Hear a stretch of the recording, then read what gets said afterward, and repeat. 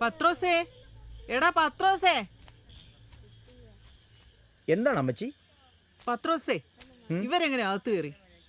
ആ ചിലപ്പോ കാറ് വന്നപ്പോ ഗേറ്റ് തുറന്നു കിടന്നില്ലേ, അതിന്റെ ഇടയിൽ കൂടി കയറിയതായിരിക്കും.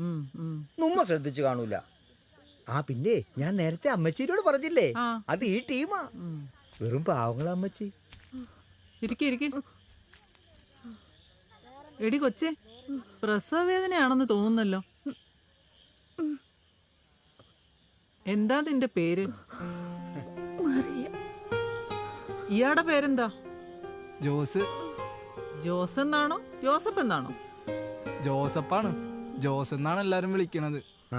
അപ്പൊ ജോസഫും മറിയേം. ഇനിയിപ്പോ ഉണ്ണീശു ആണ് പിറക്കാൻ പോണത്. അമ്മച്ചി, ഞങ്ങൾക്ക് ഷേർലി ഡോക്ടറെ കാണാനാണ്.